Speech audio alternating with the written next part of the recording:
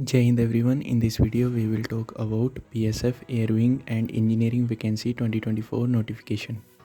अब बात करते हैं some important dates related to this notification. जो आपका ऑनलाइन स्टार्ट डेट है वो है 16th of March 2024 and last date to apply is 15th of April 2024। अब बात करते हैं ऑनलाइन एप्लीकेशन फ़ी के बारे में। जो कैंडिडेट्स बिलोंग करते हैं general, OBC and EWS category, उनको एग्ज़ाम फ़ी लगेगी 100 रुपीज़।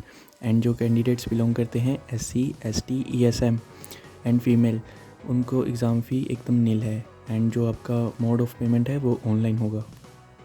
अब बात करते हैं एज लिमिट के बारे में। जो मिनिमम एज है वो है 18 ईयर्स एंड मैक्सिमम एज है 30 years for sub inspector and JEE.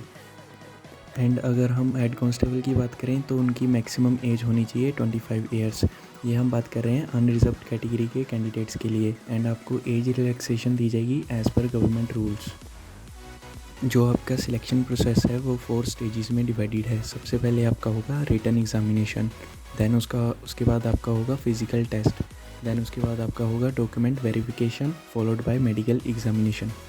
अब बात करते हैं post name, their vacancies and the required qualification. सबसे पहले है हमारे पास assistant aircraft mechanic ASI, assistant sub inspector. इसकी टोटल वैकेंसीज हैं 8 एंड जो आपकी क्वालिफिकेशन रिक्वायर्ड है डिप्लोमा इन रिलेवेंट ट्रेड।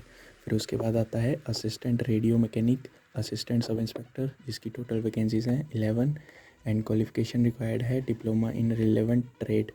उसके बाद आता है पोस्ट कांस्टेबल स्टोरमैन, जिसकी टोटल वैकेंसीज हैं 3 एंड क्वालिफिकेशन रिक्वायर्ड है 10th पास। अब बात करते हैं इंजीनियरिंग वैकेंसी डिटेल्स। सो सबसे पहले हमारे पास पोस्ट नेम है सब इंस्पेक्टर वर्क, वैकेंसीज है टोटल 13 एंड उनकी क्वालिफिकेशन रिक्वायर्ड है diploma in civil engineering. Then उसके बाद आता है junior engineer electrical sub inspector, vacancies हैं 9, डिप्लोमा इन इलेक्ट्रिकल इंजीनियरिंग। फिर आता है हेड कांस्टेबल प्लम्बर, वैकेंसीज है 1 और इनकी जो रिक्वायर्ड क्वालिफिकेशन है 10th पास प्लस आईटीआई इन प्लम्बर प्लस या फिर इनके पास 3 ईयर का एक्सपीरियंस, वर्किंग एक्सपीरियंस होना चाहिए। एंड फिर आता है हेड कांस्टेबल कारपेंटर, जिसकी वैकेंसीज हैं 1 एंड इनकी रिक्वायर्ड क्वालिफिकेशन है 10th क्लास प्लस आईटीआई इन कारपेंटर और या फिर 3 साल का वर्क एक्सपीरियंस। फिर आता है कांस्टेबल जनरेटर ऑपरेटर, जिसकी वैकेंसीज हैं 13, इनकी रिक्वायर्ड क्वालिफिकेशन है 10th पास प्लस आईटीआई इन इलेक्ट्रिशियन और वायरमैन और diesel motor mechanic plus 3 year experience. फिर उसके बाद आता है कांस्टेबल जनरेटर मैकेनिक, जिसकी टोटल वैकेंसीज हैं 14 एंड क्वालिफिकेशन रिक्वायर्ड है 10th pass plus ITI in diesel motor mechanic plus 3 year experience. फिर आता है कांस्टेबल लाइनमैन, जिसकी टोटल वैकेंसीज हैं 9 और रिक्वायर्ड क्वालिफिकेशन है 10th pass plus ITI in electrical wireman और लाइनमैन प्लस 3 ईयर एक्सपीरियंस।